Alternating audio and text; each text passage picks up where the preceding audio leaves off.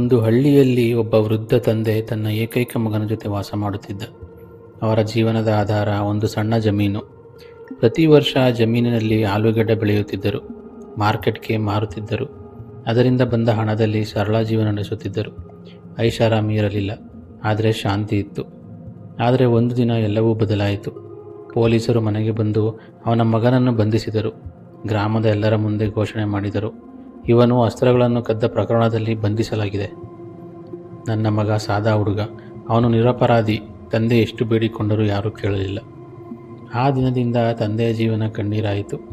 ಕೋರ್ಟ್ಗಳಿಂದ ಕೋರ್ಟ್ಗಳಿಗೆ ಓಡಿದ, ಹಣ ಖರ್ಚು ಮಾಡಿದ, ಆದರೆ ಮಗ ಹೊರಬರಲಿಲ್ಲ. ಇದಕ್ಕೂ ನಡುವೆ ಆಲೂಗಡ್ಡೆ ಬಿತ್ತನೆ ಕಾಲ ಬಂತು. ಪ್ರತಿ ವರ್ಷ ತಂದೆ ಮಗ ಇಬ್ಬರೂ ಸೇರಿ ಹೊಲ ತೋಡುತ್ತಿದ್ದರು. ಆದರೆ ಈ ಬಾರಿ ತಂದೆ ಒಬ್ಬನೇ. ದೇಹ ದುರ್ಬಲ, ಹೊಲ ದೊಡ್ಡದು. ಹೊಲದ ಅಂಚಿಗೆ ಹೋಗಿ ನೋಡುತ್ತಿದ್ದ, ಆಮೇಲೆ ನಿರಾಶೆಯಿಂದ ಮನೆಗೆ ವಾಪಸ್ ಬರುತ್ತಿದ್ದ. ಒಂದು ದಿನ ಅವನ ಮಗನಿಗೆ ಪತ್ರ ಬರೆದ, ಮಗ, ಇಲ್ಲಿ ತುಂಬ ಕಷ್ಟ ಆಗಿದೆ, ಹೊಲ ತೋಡೋಕೆ ಆಗ್ತಿಲ್ಲ. ಹೊರಗಿರುವುದಕ್ಕಿಂತ ಜೈಲಿನಲ್ಲಿ ಇದ್ದರೆ ಕನಿಷ್ಠ ಊಟ ಸಿಗುತ್ತೆ ಅನ್ನಿಸ್ತಿದೆ. ಆ ಪತ್ರ ಸಿಕ್ಕ ತಕ್ಷಣ ಮಗ ಟೆಲಿಗ್ರಾಮ್ ಕಳುಹಿಸಿದ, ಅಪ್ಪ, ಹೊಲ ತೋಡಬೇಡಿ, ನಾನು ಅಲ್ಲಿ ಅಸ್ತ್ರಗಳನ್ನು ಅಡಗಿಸಿದ್ದೇನೆ. ತಂದೆ ಬೆಚ್ಚಿಬಿದ್ದ, ಅಯ್ಯೋ, ಅಂದರೆ ನನ್ನ ಮಗನು ನಿಜವಾಗಿಯೂ ಅಪರಾಧಿ. ಮರುದಿನ ಪೊಲೀಸರು ಮನೆಗೆ ಬಂದರು. ಪೂರ್ಣ ಹೊಲವನ್ನು ಜಾಗರೂಕತೆಯಿಂದ ತೋಡಿದರು. ಮಣ್ಣಿನ ಒಂದು ತುಂಡನ್ನು ಬಿಡಲಿಲ್ಲ. ಆದರೆ ಏನೂ ಸಿಕ್ಕಲಿಲ್ಲ. ಸೊರಗಿದ ಪೊಲೀಸ್ ಅಧಿಕಾರಿಗಳು ನಿರಾಶೆಯಿಂದ ಹೊರಟರು. ತಂದೆ ಮತ್ತೆ ಮಗನಿಗೆ ಪತ್ರ ಬರೆದ, ನಿನ್ನ ಮೇಲೆ ಸಂಶಯಪಟ್ಟಿದ್ದಕ್ಕೆ ಕ್ಷಮಿಸು. ಮತ್ತೆ ಮರುದಿನ ಮತ್ತೊಂದು ಟೆಲಿಗ್ರಾಮ್ ಬಂತು, ಅಪ್ಪ, ಚಿಂತೆ ಬೇಡ, ಈಗ ಹೊಲ ಸಂಪೂರ್ಣ ತೋಡಲಾಗಿದೆ.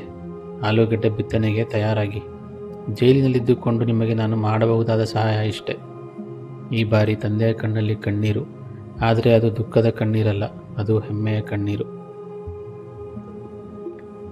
ಸ್ನೇಹಿತರ ಜೀವನ ಯಾವಾಗಲೂ ನಮಗೆ ಬಲವನ್ನು ಮಾತ್ರ ಪರೀಕ್ಷಿಸುವುದಿಲ್ಲ.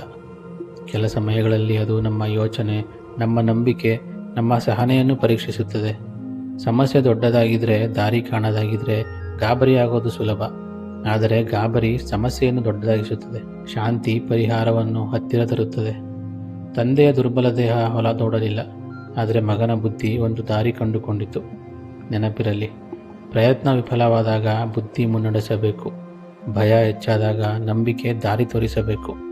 ಜೀವನ ಕತ್ತಲೆಗೆ ತಳ್ಳಿದಾಗ ದೇವರ ಮೇಲೆ ನಂಬಿಕೆ ಇಡಿ. ನಿಮ್ಮ ಯೋಚನೆ ಮೇಲೆ ನಂಬಿಕೆ ಇಡಿ. ಮುಂದೆ ನಡೆಯಿರಿ. ಯಾಕಂದರೆ ಯಾವ ಹೋರಾಟವೂ ಶಾಶ್ವತ ಅಲ್ಲ. ಯಾವ ಸಮಸ್ಯೆಯೂ ಸಹನೆ ಮತ್ತು ಬುದ್ಧಿಗಿಂತ ದೊಡ್ಡದಲ್ಲ. ಇದರ ಬಗ್ಗೆ ನಿಮ್ಮ ಅಭಿಪ್ರಾಯವನ್ನು ಕಮೆಂಟ್ ಮೂಲಕ ತಿಳಿಸಿ. ಧನ್ಯವಾದಗಳು.